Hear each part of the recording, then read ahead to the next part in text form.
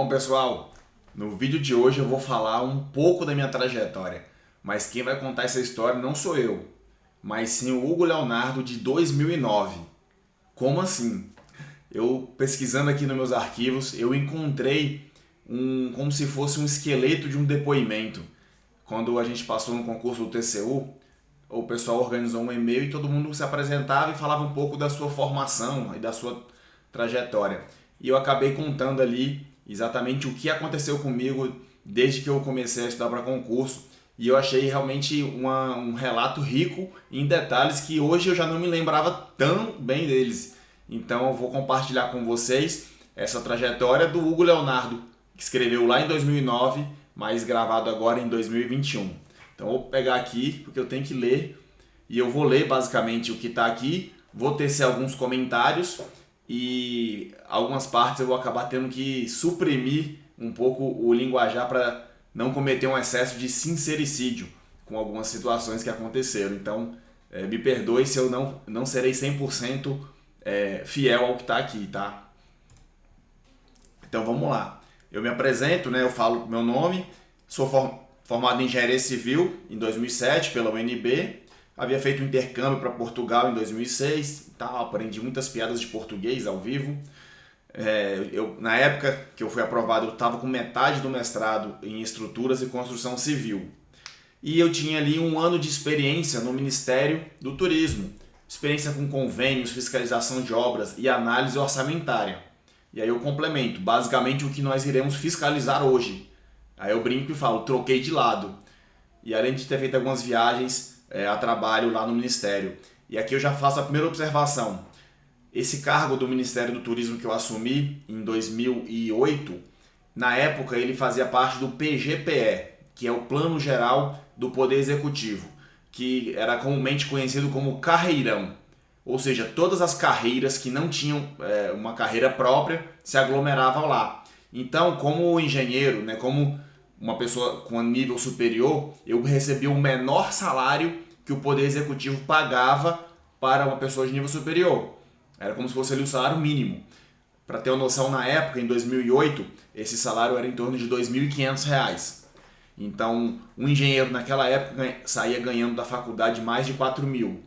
Para vocês entenderem, eu estava trabalhando recebendo metade do que um colega meu recém-formado, só que foi fundamental esse 1 ano de experiência no Ministério, porque tudo aquilo que eu trabalhava, tudo que eu estava envolvido, me ajudou a ter um desempenho excelente na hora da prova, porque já era o conhecimento ali exatamente que eu ia ter para passar na prova, e me preparou para também, quando mudar para o mundo da auditoria, ter mais experiência, mais conhecimento e me ajudar também profissionalmente. Então, não desprezem aprovações, de repente, né, foi nomeado para um concurso que está pagando ali muito pouco, ali você pode ganhar uma experiência absurda. Então, eu vou passar para a minha trajetória aqui, segundo eu mesmo, em 2009. Janeiro de 2008.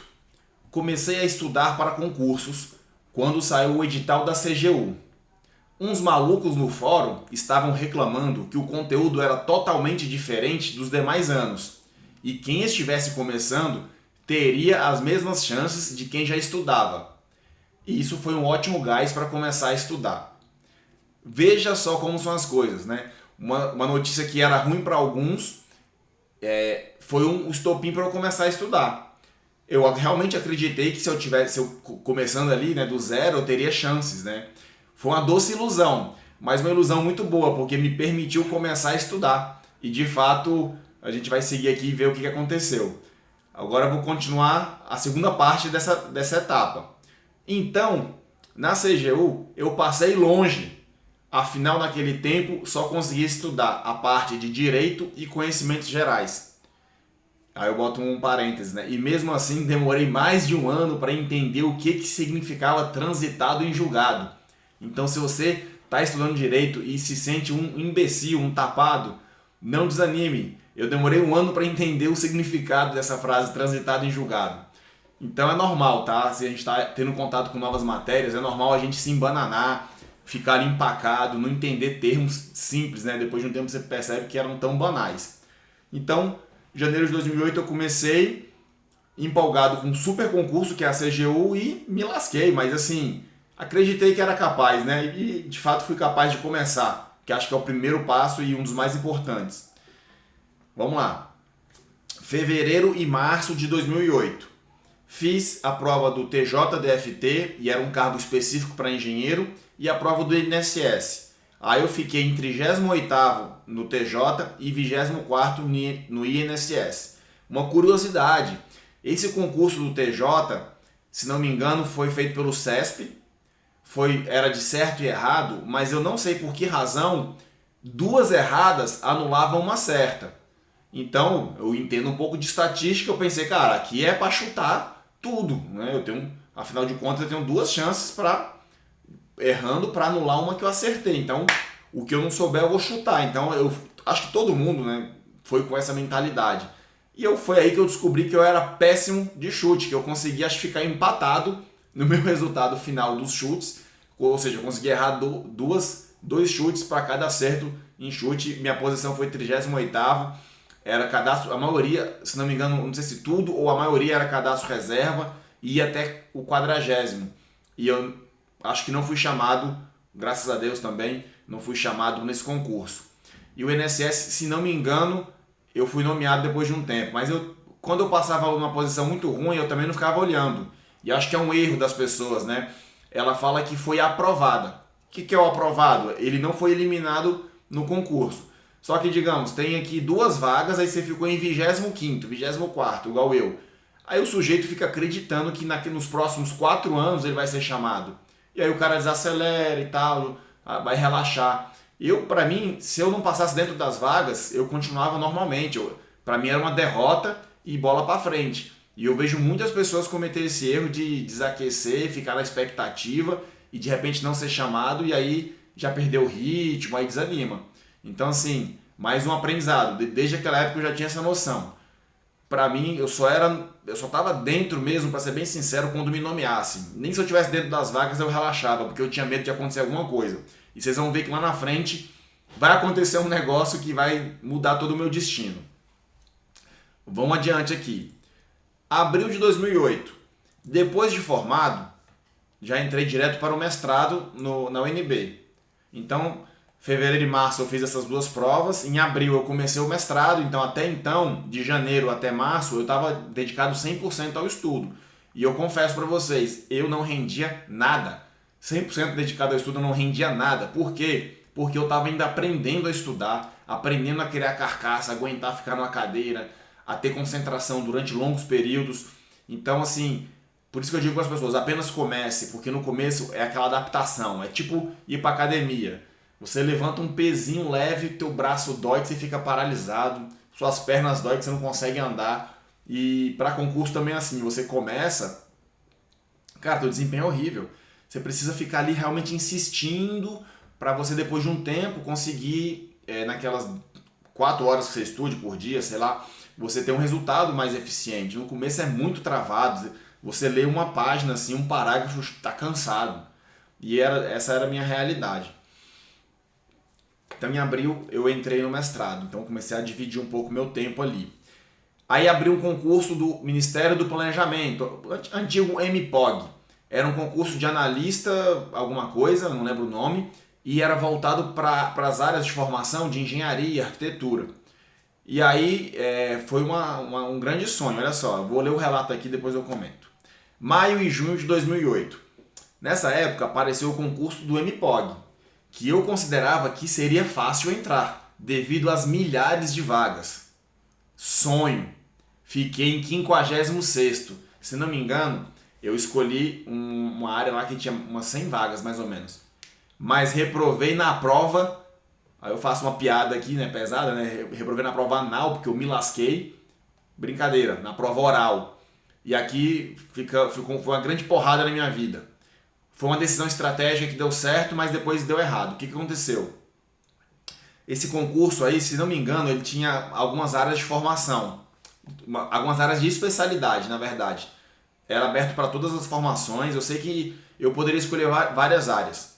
E aí eu falei para meus amigos assim, cara, vamos escolher essa área aqui, porque eu não lembro qual era o nome da área, mas era uma área que era meio genérica. tipo engenharia geral.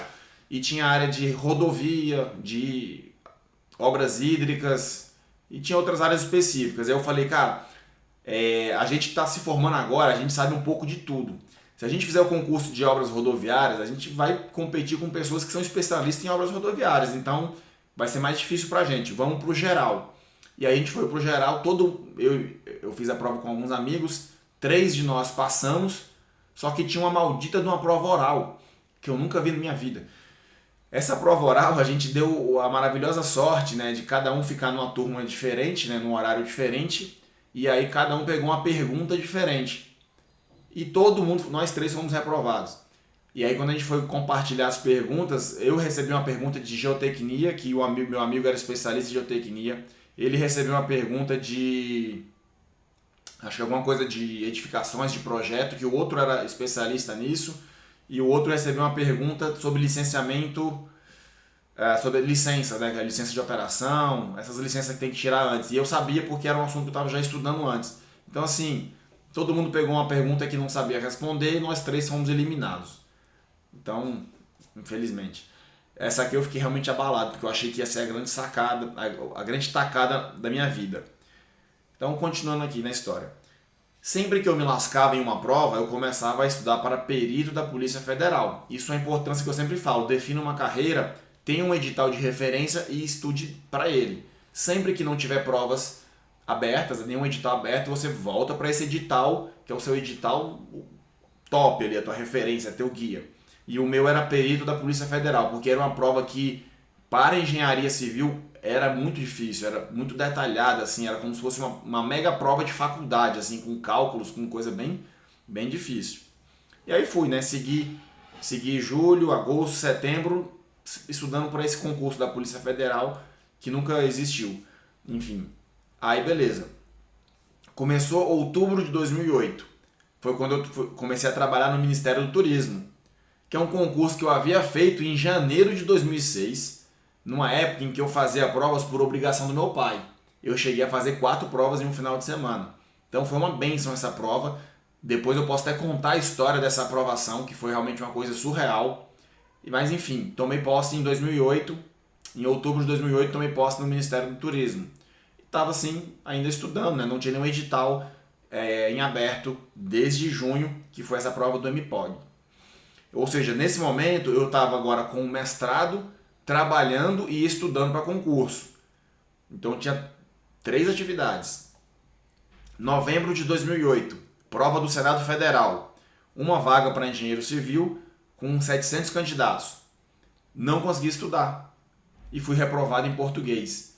Essa prova, eu sempre falo que foi a minha derrocada e foi o ponto de ruptura na minha vida de concurseiro, porque eu tinha condições de ir bem, eu não consegui estudar especificamente para essa prova, eu procrastinei muito, inclusive teve uma época no meu trabalho que meu chefe viajou, todo mundo viajou e eu fiquei meio ocioso lá, não tinha muita tarefa para fazer e eu não estudei. Eu fiquei fazendo qualquer outra coisa, mas eu não estudei, eu poderia ter aproveitado dali muitas horas, tanto do meu trabalho quanto em casa, e estava meio confiante, eu não sei o que realmente passou na minha cabeça, eu fui eliminado em português. E aí quando eu conferi a nota do pessoal, eu vi que eu teria uma nota muito boa se não fosse essa reprovação e fiquei de fora, né? E aí foi onde eu tomei realmente uma decisão muito firme de, primeiro, sair do mestrado. Eu tranquei o mestrado nesse momento e até a contragosto, né, da família e tal. Meus professores lá também foram contra e eu decidi estudar para valer. Então essa reprovação do Senado Federal foi um ponto de ruptura na minha preparação, onde eu realmente fiquei cansado, não queria mais ser o cara que quase passava, que era eliminado em alguma coisa específica. Eu queria realmente ser um vencedor e aí eu tomei uma decisão fundamental. Então a gente chega no final de 2008, então uma jornada de um ano só tomando ferro e persistindo, né? Sobrevivendo. Janeiro de 2009 a março de 2009, tomei vergonha na cara e fui estudar para a ANA, que é a Agência Nacional de Águas, uma agência reguladora, e tinha um cargo específico para a área de recursos hídricos, né? Óbvio. No meio de dezembro. Então, comecei a estudar para a ANA no meio de dezembro, depois que saiu aquele resultado do Senado. Estudei pesado a partir daí. fiquei em 16º nas provas, na prova objetiva, mas caí para 72º com os títulos. Aí eu coloco entre aspas, esse concurso ainda não finalizou. Olha que loucura, vamos lá. Então eu tomei vergonha na cara depois de ter me lascado na prova do Senado Federal. Abri o concurso para a Agência Nacional de Águas, dentro da engenharia civil tem uma cadeira que é recursos hídricos, mas não tinha muito a ver, né? Tipo assim, tinha uma conexão, mas eu tive que estudar um monte de matéria nova. Mas tinha uma certa conexão com algumas coisas que eu havia visto na faculdade. E eu comecei a estudar muito pesado aí. Se não me engano, eram umas 100 vagas. E de fato eu fiquei em 16º nas provas objetivas, mas tinha uma pegadinha. Eu não sei porquê, e eu não quero entrar nesse mérito agora, né? Não quero acusar ninguém de nada, mas a prova de títulos desse concurso era absurdo o tanto que você ganhava de ponto por ter trabalhado na área. Então, de repente a pessoa, sei lá, trabalhou lá pode ter trabalhado até na própria ANA, de repente como um cargo comissionado, o cara ia ganhar ponto pra caramba. Os títulos também ganhavam muito ponto. Eu lembro que era muito desproporcional. Resultado, veja só, eu estava em 16º na prova objetiva mais redação. Nessa época aí eu havia caído para 72º, porque eu tinha feito uma estimativa de pontos de títulos baseado no currículo da galera na internet. Então eu peguei todos os aprovados e eu junto com o pessoal do fórum começamos a pesquisar quem poderia ter algum título, um mestrado, um doutorado, para a gente poder fazer mais ou menos uma avaliação de quantos pontos a gente ia ficar para trás, né? Porque eu era recém-formado, não tinha nada de título. Nessa estimativa eu caí para 72º. Só que na real eu caí para 100 e pouco. Eu fiquei fora das vagas. Mas, por essa razão, alguém entrou com ação judicial e travou esse concurso. Então, mesmo eu acreditando que estaria dentro das vagas, quando o concurso travou, eu fui estudar para o TCU. Eu vou contar depois essa parte. Mas assim, o fato de terem travado o concurso judicialmente fez com que eu não parasse. Ou seja, mesmo lá em 16º, super bem colocado, podendo cair para 72º, quando eu vi que a situação estava ruim e que travaram aquilo lá, eu não me acomodei, eu continuei estudando. E vamos seguir aqui com a história. Depois dessa prova da ANA, que se não me engano foi no dia 2 e 3 de março de 2009, na semana seguinte eu fiz Detran DF. Eu não consegui estudar porque eu tive uma semana para estudar para o Detran, que já é uma área de engenharia de tráfego, completamente diferente da minha área. Fiquei em 3º lugar, era uma vaga só. Cara, fiquei em 3º lugar e era uma vaga, para mim eu tô fora. Continuei estudando. Semana seguinte, agente da Polícia Civil do Distrito Federal. Como eu estudava para a Polícia Federal, eu fui fazer essa prova da Polícia Civil para treinar algumas coisas. Eu já tinha um pouco de estudo nessa área, mas eu estava pelo menos uns 3 meses sem estudar direito penal e essas áreas de área policial, né?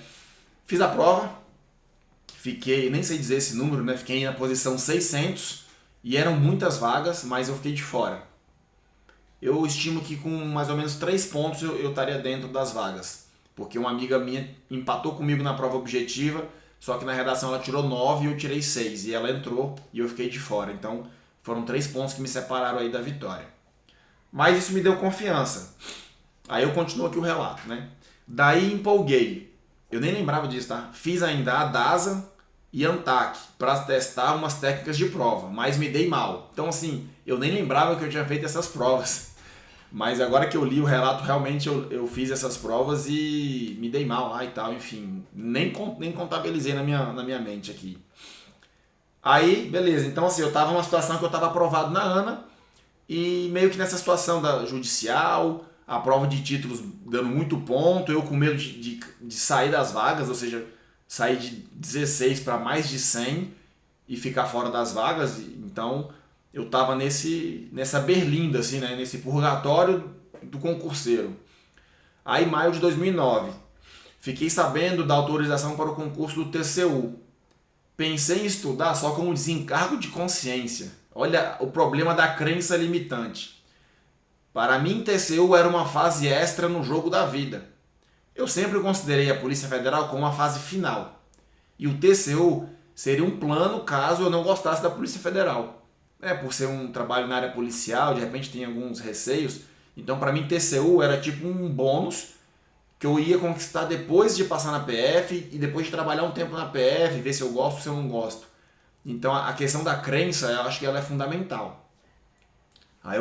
Agora muda a história. Quando me toquei que eram 88 vagas, comecei a ficar meio louco e assumi que eu tinha que estudar. Aí eu continuo. Até então eu nunca tinha estudado engenharia de verdade. Eu achava que 5 anos de curso eram suficientes. Fiz cursinho no Cátedra, um cursinho de discursiva para obras. Eu tinha uma deficiência muito grande em redações, eu chegava a tremer e travar quando estava escrevendo redação.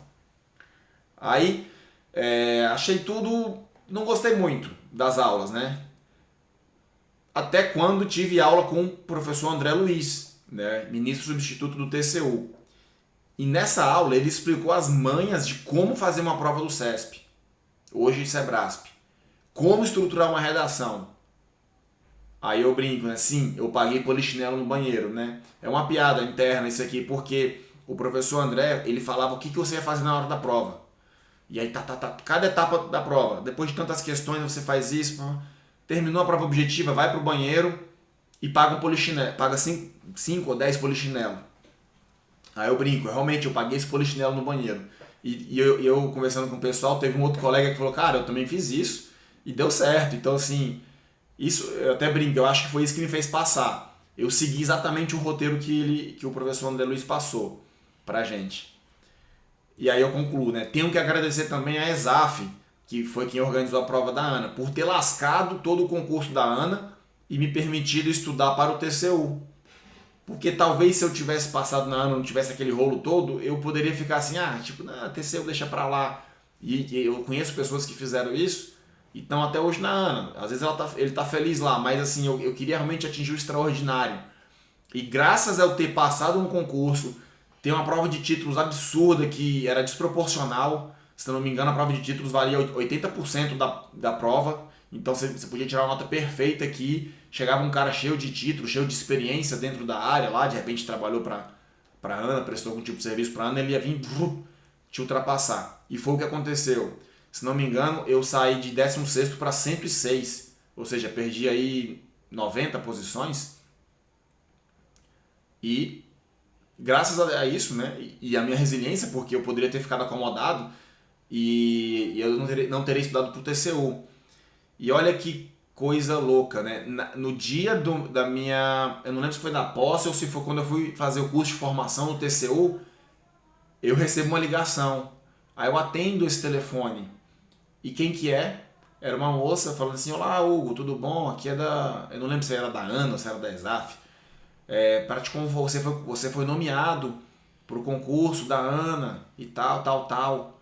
E eu lembro que eu tava meio saindo do banheiro, falei para a pessoa assim, falei, olha, muito obrigado pelo convite e muito obrigado por terem atrasado o andamento do concurso. Eu tô agora no Tribunal de Contas da União, que eu continuei estudando e passei no TCU. Eu abro mão da minha vaga, pode chamar o próximo que eu não vou. Cara, imagina você dizer não para um concurso tão forte, que paga tão bem, né? Num órgão tão bem respeitado quanto a Ana. E eu tive esse prazer de fazer isso, de pegar o telefone e falar obrigado, mas graças à incompetência, né, de quem fez esse edital, eu continuei estudando e estou hoje no TCU.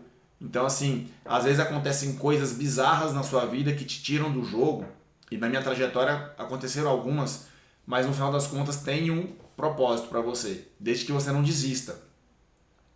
E esse, né, aí eu concluo aqui, né, era para falar a área de formação, e acabei falando demais. Fica aqui, qualquer dia isso vira um depoimento e eu já sei de onde copiar. Abraços, Hugo. E eu achei isso. Então, assim, quais são as lições que eu posso tirar dessa minha trajetória, né, escrita por mim mesmo lá em 2009? Primeiro, comece. Cara, tem um concurso grande, difícil, você acha que é muita coisa para aprender? Começa, faz como se você fosse realmente passar nessa prova.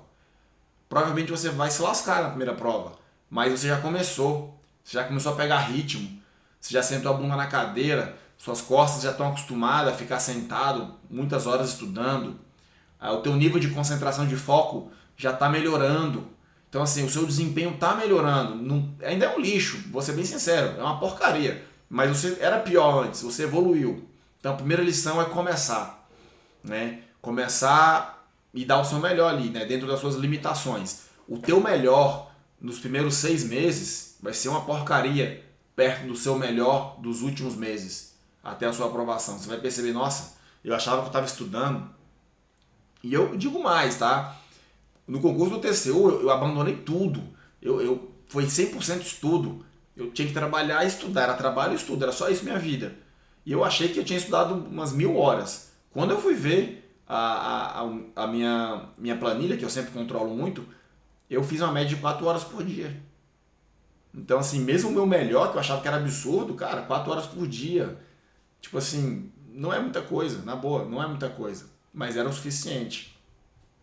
Primeira lição, comece que você vai sair da inércia, dar o primeiro passo, começar a ganhar fôlego.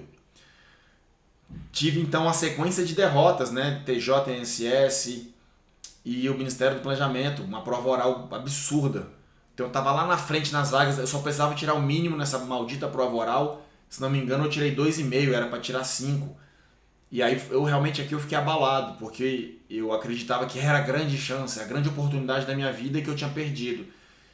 Então, mas não é, entendeu? Não é assim. Às vezes você toma uma reprovação numa prova que você achou que era o grande momento e você vai continuar e virão outras provas até melhores, né? Hoje, na boa, com todo respeito a esses concursos que eu reprovei, cara, nada se iguala ao TCU em termos de remuneração, em termos de qualidade de trabalho, como o órgão trata você, assim, é treinamento sempre, um respeito muito grande pelo servidor e a comodidade de trabalhar em casa, mesmo antes da pandemia.